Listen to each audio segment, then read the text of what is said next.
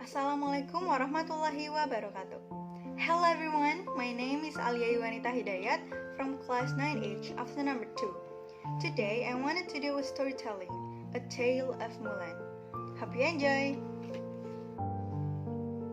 A long time ago, a girl named Mulan lived in a village in China with her mother and father. She really tried her best to be a good daughter and bring her family honor. But she was a girl who spoke her mind and stood up for herself in a time when her culture valued silence.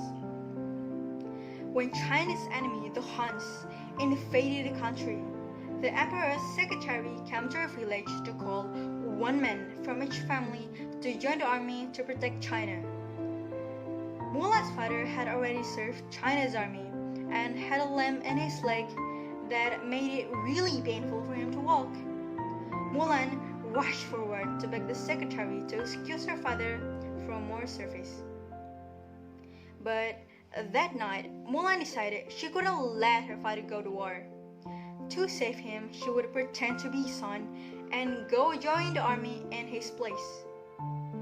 She cut her hair short and stole her father's armor. "Father, listen please," said Mulan. "For years you trained me in Kung Fu.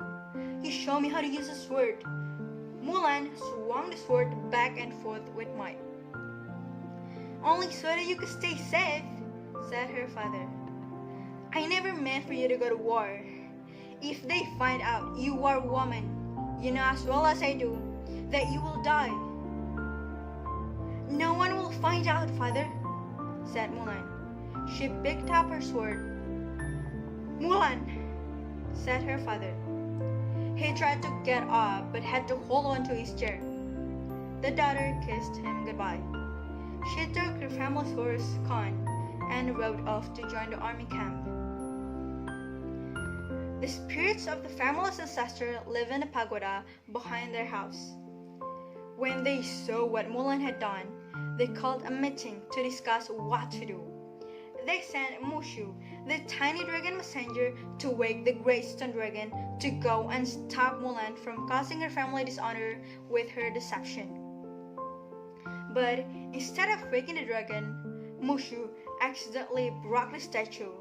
He hid the broken dragon from other ancestors and went off to take care of Mulan on his own. Mushu decided that instead of stopping Mulan and bringing her home, he would help her become a hero. That way, Mushu would be a hero as well, and the other sister would stop making fun of him. When Mushu caught up with Mulan, she was startled by the tiny dragon and smashed him with her shoe. But he convinced her to let him help. Captain Shang made the company work really hard. Mulan, who told everyone she was a boy named Ping, was so bad at all the drills. Captain Shang told her to leave and go home, but Mulan didn't give up. She worked even harder, and eventually she and the rest of the company made the captain proud, and in the process, Mulan made friends with her fellow soldiers, Yao, Ling, and Shenpo. As the company traveled through the mountains to meet up with the main army, they were attacked by the Huns. They were going to be overrun, but Mulan had an idea. Instead of shooting the last rocket at the Huns, she took it and went toward them. Then she turned and shot the rocket up towards the mountain. Mulan was wounded in a battle, and the doctor discovered that she was actually a girl. The punishment for lying to an officer was death, but Captain Shang spared her life because she had saved his. The emperor was grateful to Mulan for rescuing him and banishing the Han from China. In front of the whole crowd of people, the emperor bowed to Mulan. Then all the rest of the people did too. Mulan declined the emperor's offer to stay and become his advisor. She wanted to go home, so the emperor gave her gifts. "Take this," he said, removing his pendant necklace and placing it around Mulan's neck. "So all of China will know what you have done for me. And take this," he said, handing her Shan Yu's sword. so the world will know what you have done for China. When Mulan got home, she gave the gifts to her father to honor him and her family. But her father pushed the gift aside and hugged Mulan instead. The greatest gift of all, he said, is having you for a daughter. Just then they heard Captain Shang. He had come to return Mulan's helmet, which actually belonged to her father. And Mulan invited him to stay.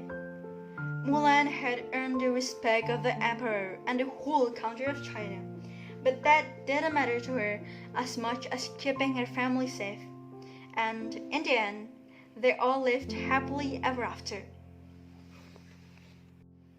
So, there are some lessons that we can take from the story Tale of Mulan. 1. Know your power. 2. Don't scared to take risk. 3. Make your voice heard. 4. Display emotional intelligence. 5. Defeat imposter syndrome. 6. Defy gender expectation and embrace your true identity. 7. Know your goal. So that's it about my storytelling, Tale of Mulan. I feel really sorry if there is something off. Thank you so much for listening to my storytelling. Wabillahi taufiq wal hidayah. Wassalamualaikum warahmatullahi wabarakatuh.